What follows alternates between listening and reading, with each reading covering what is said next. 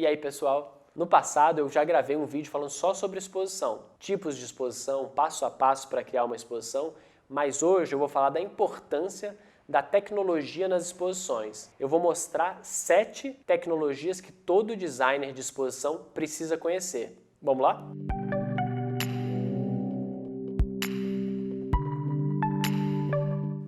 É claro que as exposições evoluem com a tecnologia. Então agora a gente tem muito mais recursos para criar experiências para o visitante do que a gente tinha anteriormente. Então eu vou citar aqui algumas tecnologias que podem ser úteis para vocês. Não estou dizendo que toda exposição tem que ter tecnologia, mas se for útil para você como designer, você propor uma experiência tecnológica, acho que você tem que perder o medo e propor alguma coisa nesse sentido. Mas para isso você tem que conhecer um pouco as tecnologias. Então vamos lá. 1. Projeção mapeada. Alguns de vocês já devem conhecer e estão familiarizados já com esse termo, mas nem todo mundo. Projeção, quando você projeta uma determinada coisa na parede, ela é feita através desses projetores. Eles emitem imagem e imagem em movimento, e vídeos.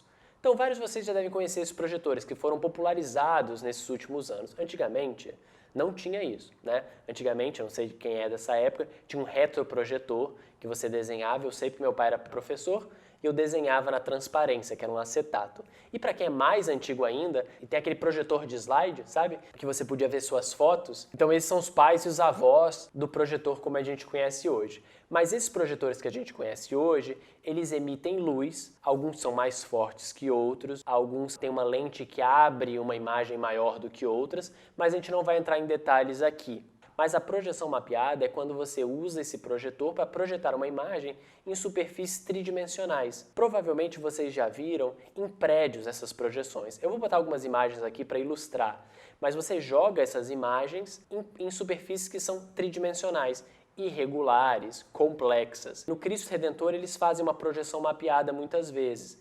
Então eles não jogam só qualquer projeção, mas a projeção mapeada é maneira porque você pode fazer a projeção justamente seguindo o contorno do Cristo Redentor ou só em um determinado lugar do Cristo Redentor. Então a projeção mapeada permite que você faça recortes. Com isso você pode fazer ilusões de ótica, você pode fazer um prédio parecer que está se mexendo, e isso tem muitas possibilidades. Eu queria dar um exemplo de exposição que é o estúdio japonês chamado TeamLab, que usa vários projetores, muitas vezes projetando em superfícies irregulares, e eles usam muitos projetores juntos, criando experiências que muitas vezes não tem borda, você não consegue ver o fim do projetor.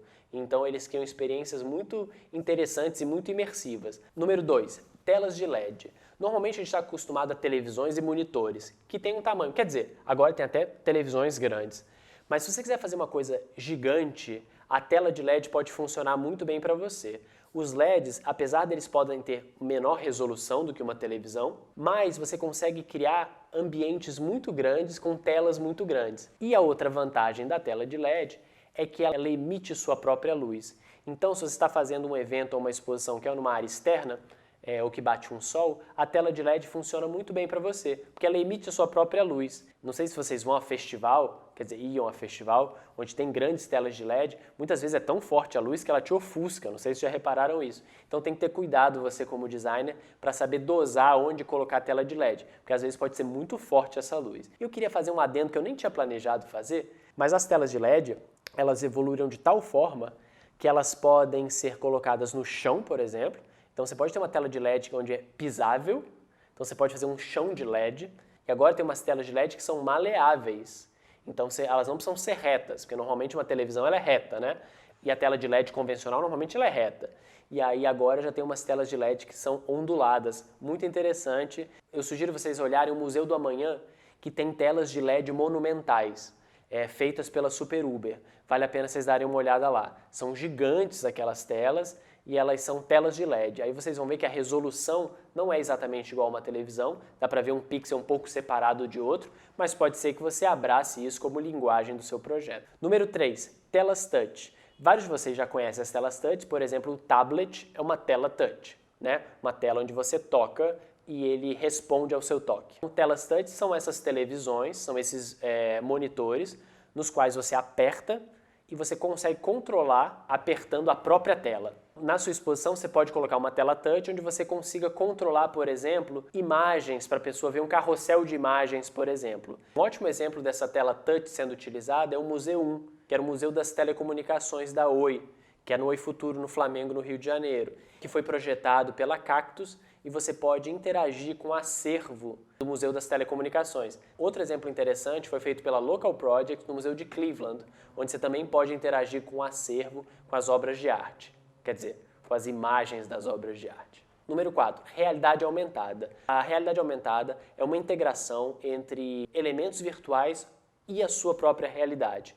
Então, normalmente você usa um tablet, no qual, através do tablet, você consegue ver a sua realidade através da câmera, mas pelo tablet você adiciona elementos virtuais. Então, na verdade, o produto final é uma conjunção de elementos virtuais com elementos reais. No caso do Pokémon GO, você aponta para a rua e você vê a sua rua pelo seu celular e vê um Pokémon. O Pokémon, no caso, que ele é virtual. E essa tecnologia ela é muito potente porque você pode ir até uma exposição e ver todas as coisas que estão construídas e são reais. Porém, se você leva um tablet ou um celular junto, você pode apontar a sua câmera e ter uma camada de virtualidade nessa exposição. E eu queria destacar uma exposição da artista Felice Groden, que foi feito no Paris Museum, que é um museu de Miami, e era uma exposição só de realidade aumentada. Então você chegava na exposição e não via nada. Quando você apontava o seu dispositivo, o seu celular ou o seu tablet, aí sim você via as esculturas. Número 5, realidade virtual. Não sei se todo mundo conhece aqui, mas realidade virtual é uma interface que você coloca, que você sai do mundo real que você está, tentando enganar os seus sentidos para parecer que você está numa outra realidade. Os mais conhecidos são esses óculos de realidade virtual. Então, tem muitas exposições que propõem experiências de realidade virtual ao longo da exposição. Na exposição do Kandinsky, que teve no CCBB, você colocava um óculos de realidade virtual e você conseguia passear por dentro da obra do Kandinsky. Número 6, iBeacon. Os iBeacons, eles são uma tecnologia que utilizam o Bluetooth para se comunicar com o visitante. Então vou dar um exemplo para vocês. Imagina que você coloca um iBeacon, na parede da sua galeria, na sua exposição. Ele fica emitindo Bluetooth. Quando a pessoa passa perto com o seu celular, vamos dizer que apita no celular dela uma determinada informação. Então vamos dizer que você está em frente a um quadro, e aí quando você pega seu celular, você lê sobre aquele quadro. E aí vamos dizer que você pode ir caminhando pela exposição, e cada vez que você passa perto de um iBeacon, ele ativa uma informação, por exemplo, no seu celular, referente àquele quadro.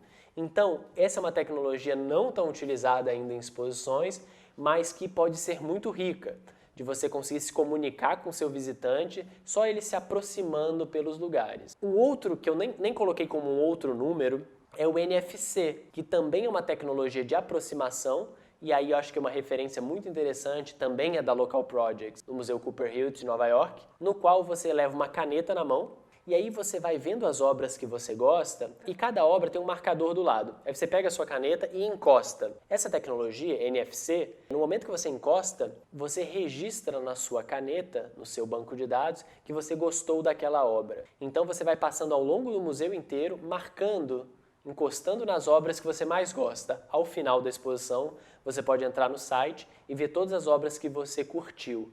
Então a NFC é uma tecnologia que permite que você se aproxime e ele faça essa transferência de informação dizendo que você gostou daquela obra.